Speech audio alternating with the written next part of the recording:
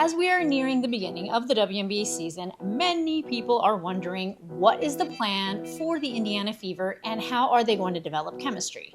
So I thought I'd talk about Kelsey Mitchell and get into the nitty-gritty of what Steph White expects, some of the things she's great at, and some of the things she just may need to work on. So let's get into it.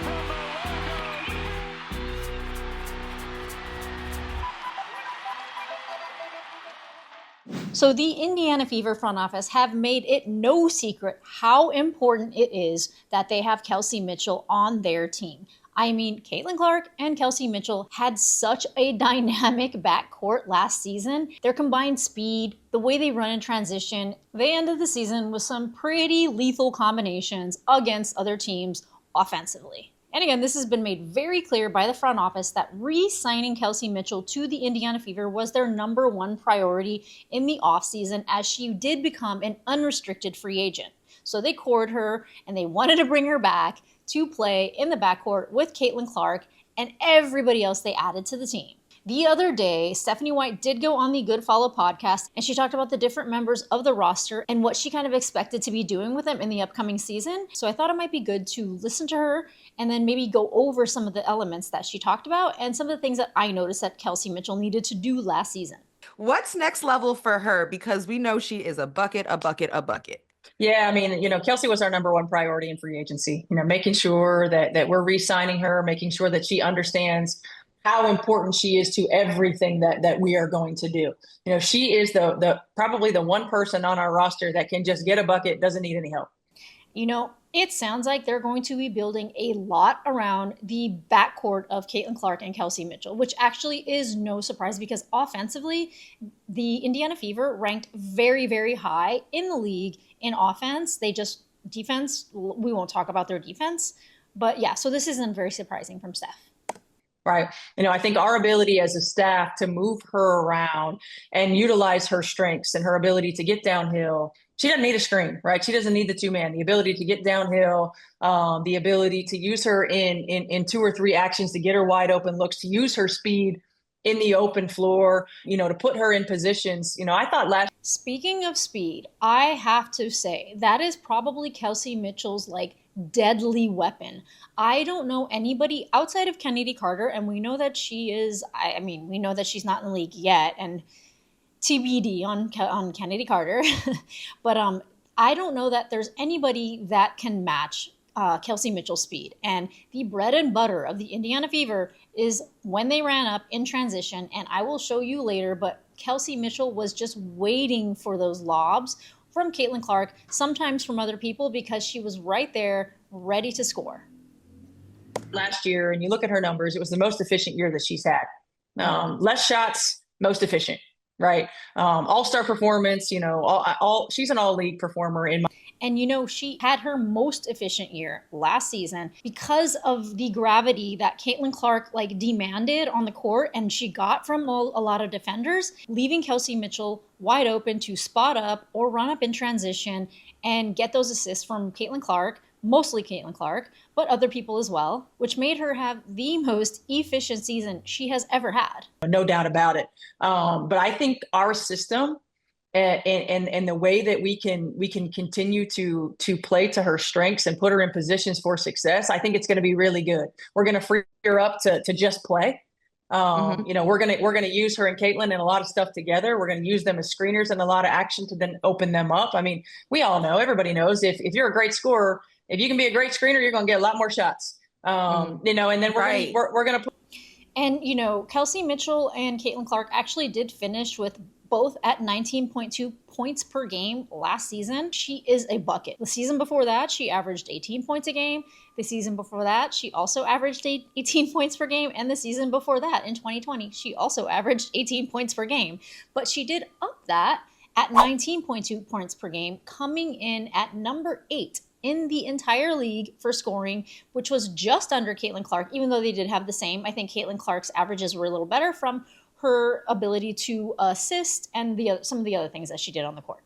Put her in position to do what she does best and break down the defense. And we're going to have other action to where it's not like, here you go, Kelsey, you got to make a play, and then we're just watching, right? So we're going to give her multiple options in that action.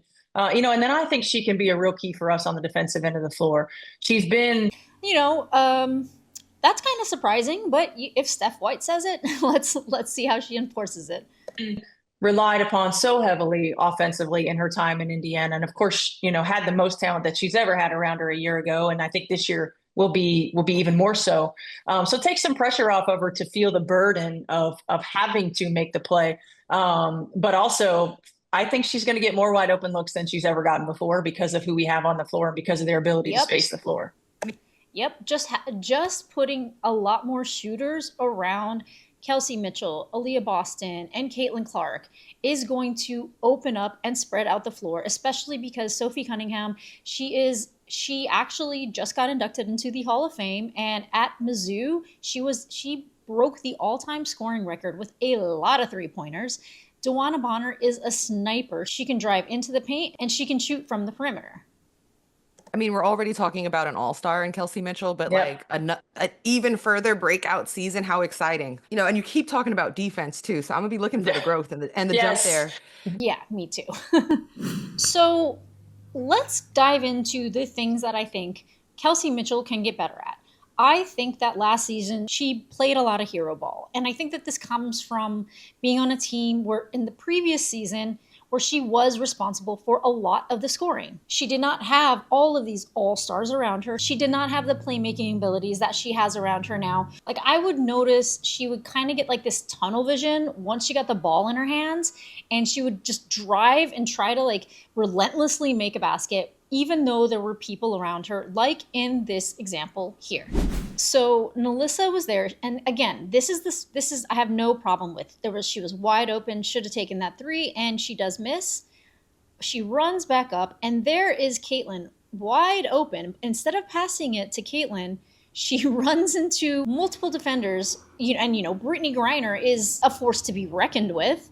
She runs around, and just look at the way that Caitlin Clark kind of resigns to the fact that she is not going to get the ball. This is one of those hero ball moments that I think Kelsey Mitchell was started getting a reputation for last season, and more towards the beginning of the season. And there hadn't been any chemistry developed, so understandable. But she decides to take a contested shot in front of Brittany Griner, who, again, tall glass of water, Brittany Griner, and misses it when she could have passed it over to Caitlin. So she dribbles for 15 seconds to take a contested shot in the very spot that Caitlin was wide open at a few seconds before. And she came away with 28 points for the game. Solid game for her. And she ended the 2024 season with 1.8 assists, which is not that much for a guard.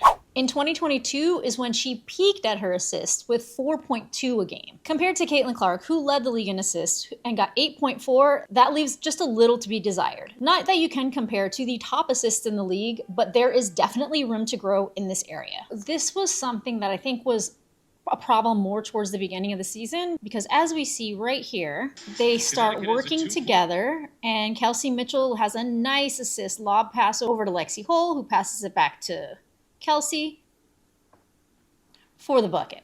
But you know what? A lot of it was coaching. As in this example right here, Christy Sides is running a play. Caitlin was asking for a screen and for Kelsey to move. Sides decides to play point guard herself and told Caitlin to pass it off, which ended up leading in a turnover. They kind of had words afterwards, and this was after she had 7 assists in the quarter, by the way. But honestly, after the Olympic break, Kelsey Mitchell was on fire. And I think that she showed that she is capable of expanding her game, and she can do more if there's a little better coaching, if she becomes open to the idea of passing more, which she did in the latter part of the season. And the clip I showed you earlier against the Phoenix Mercury, that is where she actually knocked down 6 threes for that 28-point game. As a matter of fact, after the Olympic break, she became the top scorer in the entire Eastern Conference in the WNBA. And I did find a video talking about some of the things that she was actually great at, and one of them highlighted her straight line running style to the basket. Again, running, we're talking about Kelsey Mitchell. It is one of her best assets. And she can run through the offensive line like not a lot of people can.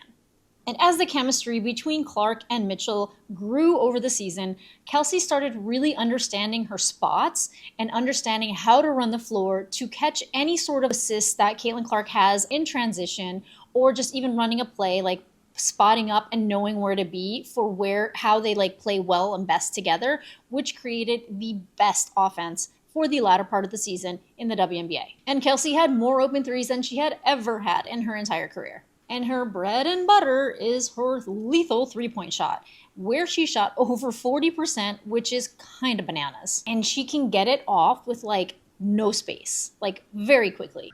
And she's the most efficient guard in backdoor cuts. Like, for instance, like right here where Aaliyah is looking at Kelsey, she runs backdoor really quick, speeds by, gets the bucket. So she's great at the three-point line. She has the speed to just blow by defenders, and she has a pretty strong midi. So I can see where Steph White is talking about wanting to work with her on defense because, one, she's really fast. So if she can like cover and like swarm a defender and not let her escape, that is just another bonus to add to Kelsey Mitchell's bag, because that is not something that she did focus on last season. When you are such a high like percentage offensive scorer, a lot of people kind of like let the defense lag a little bit so that the energy isn't, divided too much, because they wanted to put, I think that, she wanted to focus most of her energy on offense, which there is an argument for that. But, we'll see how it goes, because Steph White, she has great defensive stats, as the Connecticut Sun were second in the league defensively for all of the WNBA teams in 2024. And I mean, Kelsey Mitchell is in the prime of her career. She is 29, so I am looking forward to everything that she is able to expand. And with the already developed chemistry with Caitlin Clark, I just can't wait to see how it plays out.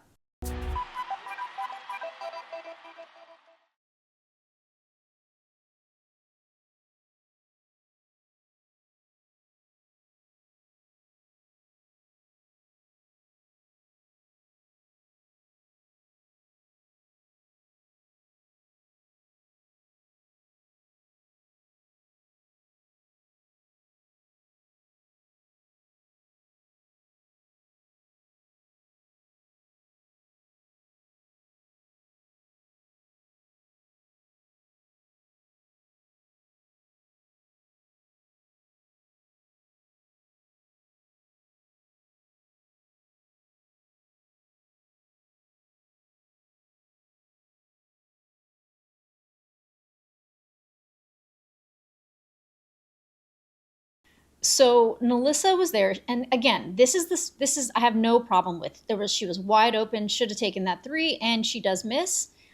She runs back up, and there is Caitlin wide open. Instead of passing it to Caitlin, she runs into multiple defenders, and Brittany Griner is a force to be reckoned with. She runs around, and just look at the way that Caitlin Clark kind of resigns to the fact that she is not going to get the ball. This is one of those hero ball moments that I think Kelsey Mitchell was started getting a reputation for last season, and more towards the beginning of the season. And, there hadn't been any chemistry developed, so understandable. But she decides to take a contested shot in front of Brittany Griner, who, again, tall glass of water, Brittany Griner, and misses it when she could have passed it over to Caitlin,